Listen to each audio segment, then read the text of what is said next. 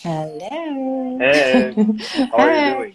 Oh, I'm tired, but I'm here. Yes, I'm super tired. But yeah, this week's live reviews have started a little bit late than usual. We usually do them on Tuesday, um, but this week it's on Thursday. Hi. Hi, Hi. hey everyone, hey Sarah, hey Rich. So let's go without further ado. Yes, let's get this started. Exactly. So first of all, as usual, an intro for YouTube. Hello everyone, welcome to the News One, the channel that works in 12 points and also your favorite boutique Eurovision blog. I'm Khan, and in today's episode we are going to talk about this year's Cypriot entry for Eurovision 2022. The song is called Ella, sung by Andromache or Make. Yeah, so let's also introduce ourselves shortly. I'm Yeah. Khan, as said, based in Germany. Hi, I'm Rin. I'm also based in Germany. Hi, I'm Sarah. I'm from Italy. Amazing. So, let's go. Is there a volunteer who wants to kick this off? I can if you want. Sure. Yeah, I You mean, are brave. I am brave. I am brave because I know last year I got killed for some of the comments that I made about Cyprus. So, it's a brave move by me. But what I want to say is, first of all, we'll go with the things that are like super positive. So that's like, I love the really traditional elements in the song.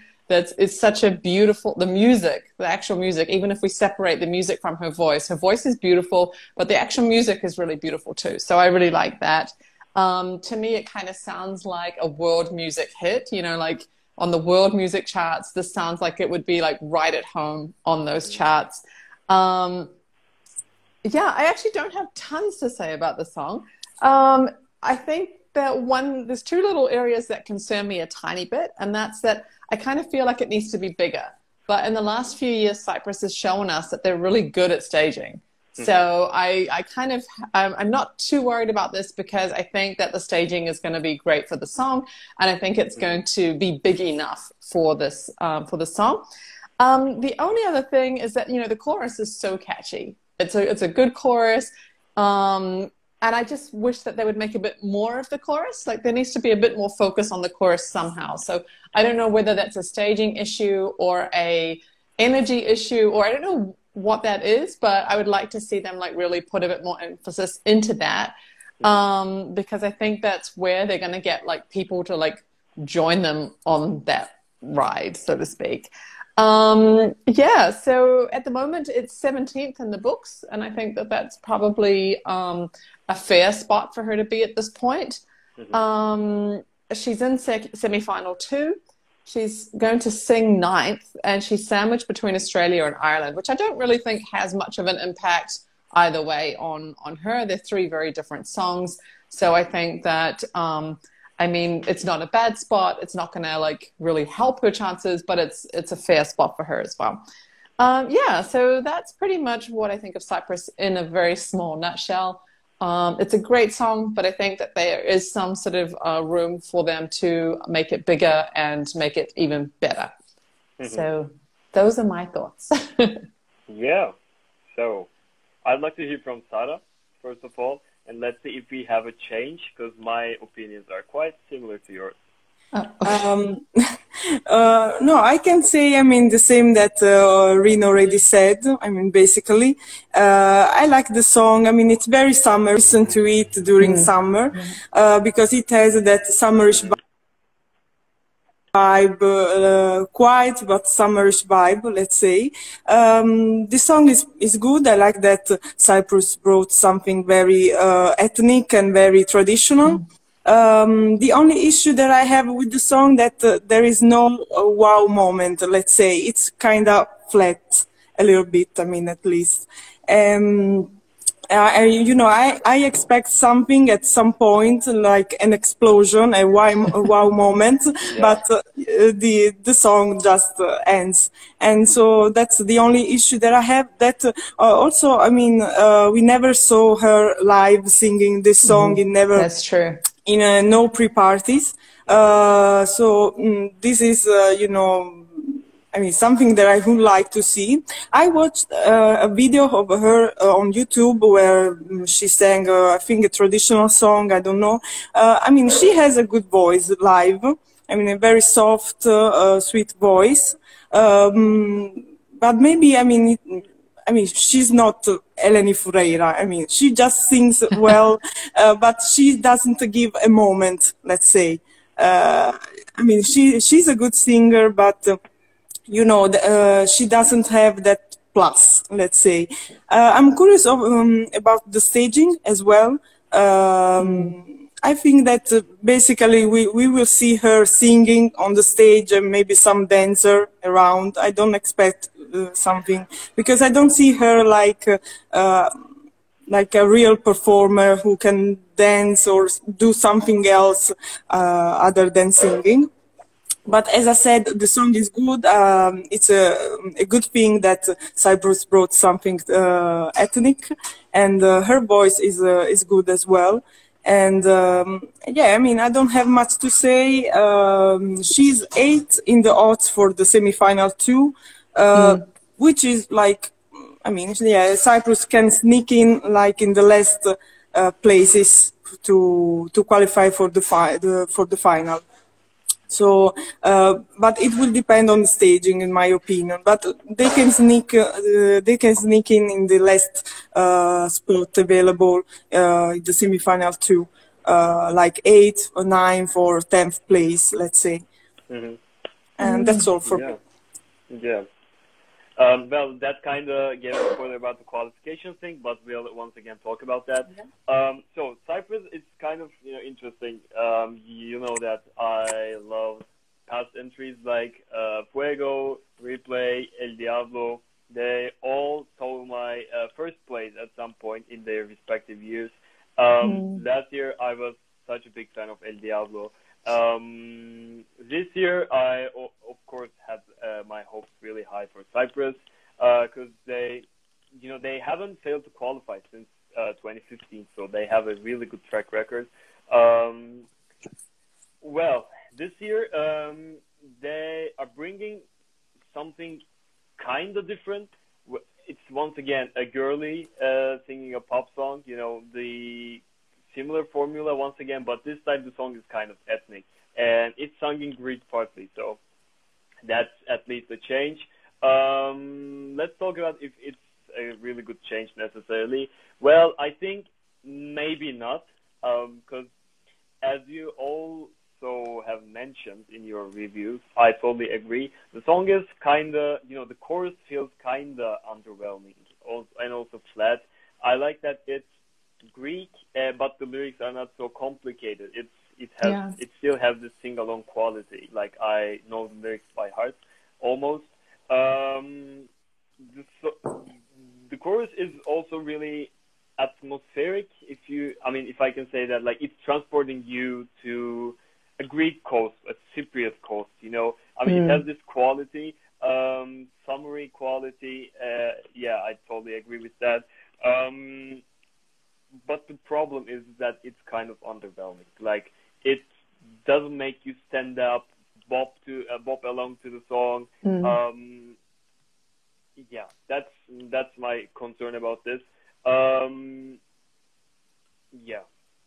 Other than that, the fact that it's kind of connected to this, but the song isn't a massive dance banger, so it's neither a ballad nor a dance song. So it's kind of something in between, mid-tempo.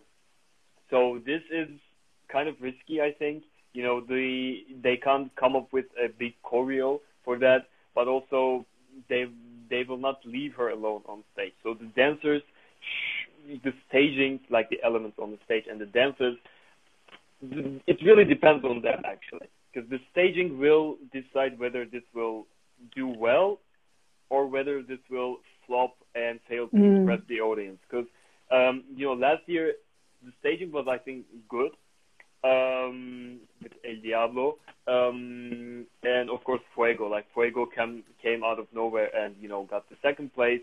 Replay failed to deliver energy and flopped. 13th place, but it was still a low-key flop. And last year it flopped also badly. I don't know why, but people didn't feel the song, didn't feel the performance apparently.